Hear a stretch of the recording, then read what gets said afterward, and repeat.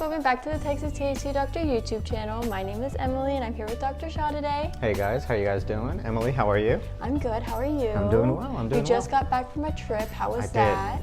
It was great. I went to Vegas where they hold a conference once a year. It's been delayed for 2 years due to COVID, but it's called American Academy of Anti-Aging, A4M. It's the second largest medical association in the world when it comes to medicine. The great thing about it, it's a bunch of doctors, researchers, PhDs, a whole bunch of other specialists that give research on the newest medicine and really going more towards the holistic side instead of going with the direct pharmaceutical side of everything. The doctors that graduate from there or take classes, they're considered functional doctors or integrative doctors. So really informative. One of the things that I actually took a special class in was medicine. And it just, gave me a lot of insight onto, the research they're doing, as well as some fun facts that we like to share with everybody. Yeah, so we are going to go into everything he showed me, starting off with marijuana THC potency. Kind of dating back from the 1960s up until now, how it's just changed and how the levels have increased. Yeah. I mean, that's a common question we're gonna ask. Like, is the weed from today stronger than it was back in the 60s, right? And the answer is yes. So back in the 1960s to about the 1980s, THC was approximately 2%. That's so 10 milligrams per joint of THC is what people had, and that was our level back then. I say our level because I guess I'm a little younger than that. Yeah. I'm a little younger than that. So 1960s to 1980s. So I was only about 4 years old about 1980s. And then in 2020, the THC amount was even stronger due to breeding. Breeding the plants together, getting the higher strains with stronger amount of THC in it. Then it's around 10% THC. So that's around 2020s. And now the amount of THC per joint is probably closer to about 50 milligrams. So that's about 5 times stronger than it was in the 1960s. All right. That being said, with science and the ability to extract the THC from the plant, the current plants from the 2020s, it's about, you can get about 90% THC. It's pretty impressive. So you're getting it. How much stronger would that be? That's approximately 45 times stronger that we calculated from the 1960s. So pretty impressive, a lot stronger, especially the tinctures, the gummies. You can get pretty darn strong to what they're used to back in the 1960s. And it's crazy now because it has turned into so much more than then. They didn't have gummies and tinctures and stuff back then. No. Back then, if you were making it, you were making, brownies or mixing it in with food. That people knew how to do back then as well. And weird, they did make tinctures back then, but they didn't make them to the degree of what they make now.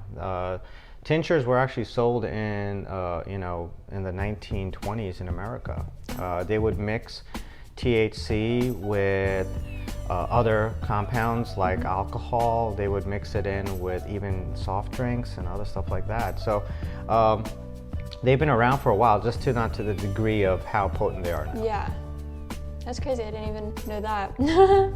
And so for the next topic, in 2020, the FDA did a whole study on label accuracy and how CBD products and cannabinoid products, just all products, if they are distributed, they might not be contained accurately. Correct. So we get asked that a lot about with our patients on what products are better from the different CBD shops. It is hard to tell because a lot of my patients say we bought one bottle of CBD, it worked great. The next bottle from the same company didn't work great.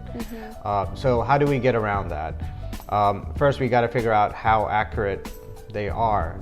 We'll put in a slide and it'll explain how inaccurate certain CBD products are from what they're labeled. And then the solution to this is like, what can we do with Dr. Shah to find out that we have a better brand? And with that came something called the Certificate of Analysis, or the COA. And COAs are done by an ISO certified third-party lab. It includes potency and tests for pesticides, microbes, heavy metals, residual solvents and toxins and all that stuff. Yeah. So what you do is you ask the dispensary or the CBD shop, does this product contain an ISO certified third-party lab that's reviewing it? And is it free of pesticides, microbes, mycotoxins, all that negative stuff that you don't want to be a part of your CBD? But that's the best way of doing it. But even the more popular companies aren't as accurate as we thought unless they go through these standards. Also, asking for a batch number to be consistent, because sometimes they'll only test 1 per 100 or 1 per 1,000 of their batch. So we need to make sure that they're consistently testing their batches. Yeah, that is important, because going through and trying CBD products, it is very common to try one that works so well and then you keep buying and you just end up with not as great results or even better results. It's just, you want to make sure you have that consistency. And then when you find a nice consistent product, stick with it. It does matter. But to finish it off, we did want to also talk about a fun fact on hemp versus cotton. So what is better for making different materials out of cotton or hemp? Like, what is better? It was kind of compared. So it said that hemp needs very little water to grow, where cotton needs 2 times the amount that hemp does. And hemp actually enriches the soil it is grown on, versus cotton, because it has all those pesticides that it needs to grow, kind of depletes the soil of its nutrients and stuff like that, where hemp doesn't need any pesticides or anything like that. So it is actually, basically it just says how much better hemp is for the environment compared to cotton. Yeah. It also produces about twice as much fiber per acre than cotton does.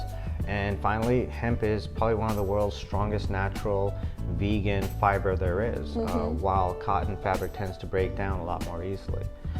Just something interesting we thought you guys would be, like to know about. It was one of the slides, one of the many slides that we went through, but I pulled one out that I thought people would find interesting, and I think it's important to know stuff like this, especially for our environment, our ecosystem, and the longevity of it. We should really look into cannabis and hemp products to start taking over products like cotton if possible. Yeah, it was very interesting to learn, and And what we'll try to do is post most of this information behind us when we actually post it on YouTube and on Instagram. So if we fumbled anything, please look at our slides so we can get everything accurate. And then next week, we'll hopefully come up with another topic for you. And if you have any suggestions, please let us know. Yeah, leave any comments in the comment section below, any questions. You can DM us or visit our Facebook and Instagram. That's at Texas THC Doctor. You can always visit our website for any information that you might want to learn. I go live every Monday if you want to interact with me or Dr. Shah personally. And yeah. That's it. Well, thank you guys. We'll see you next time. Thank you.